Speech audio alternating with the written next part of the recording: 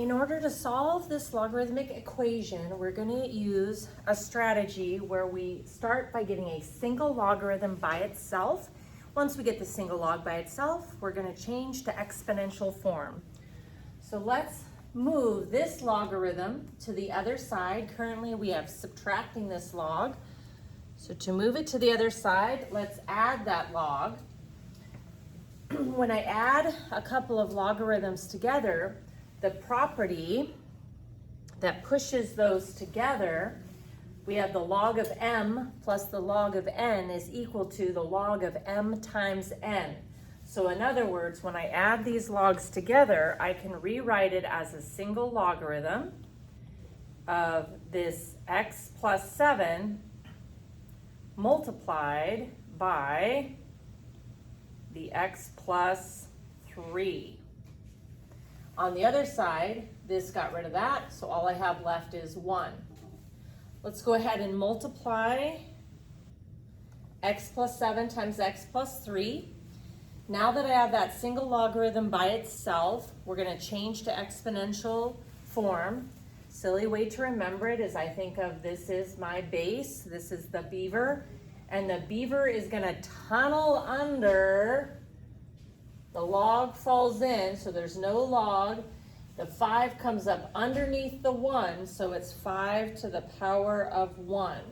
So here we have our quadratic equals, the 5 tunnels under and comes up underneath the 1, 5 to the power of 1. Now I have a quadratic equation to solve. When you want to solve a quadratic equation, let's move everything to the same side, equal to 0. So I have subtracted 5 to the other side to get 16. I can factor this, thinking of two numbers that multiply to get 16 and add up to 10. That's 2 and 8, so it factors to x plus 2 times x plus 8. Then set each piece equal to 0 and solve.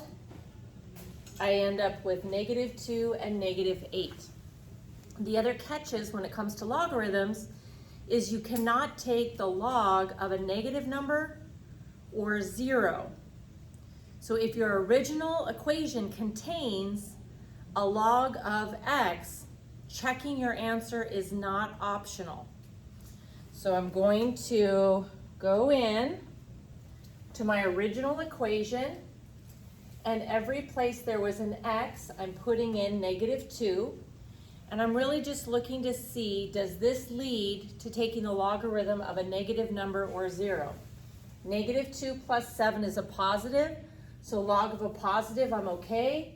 -2 plus 3 is 1, that's a positive, so I'm okay. So definitely 2 is going to be one of my answers.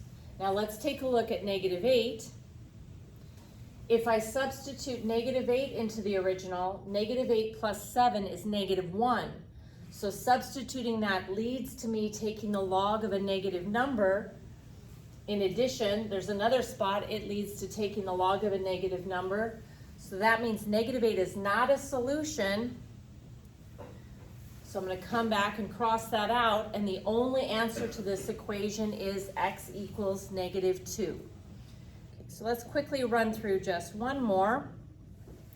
We want to get a single logarithm on one side. To do that here, I'm going to subtract this logarithm to the other side.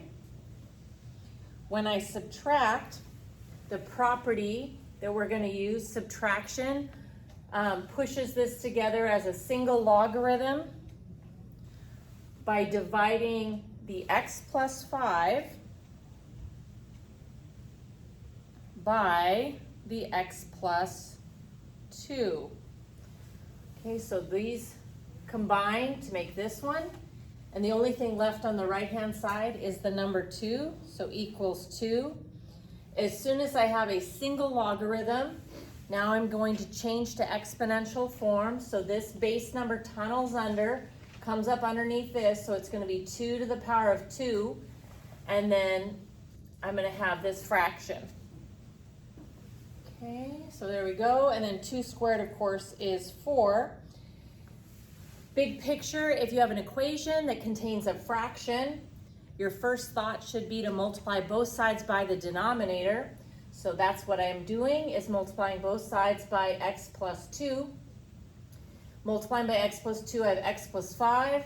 And then on the right side, I have 4x plus 8. Letters on one side, numbers on the other. So I have subtracted 4x to get negative 3x, subtracted 5 to get 3, divide both sides by negative 3, and I get negative 1. I do need to verify that this is a solution.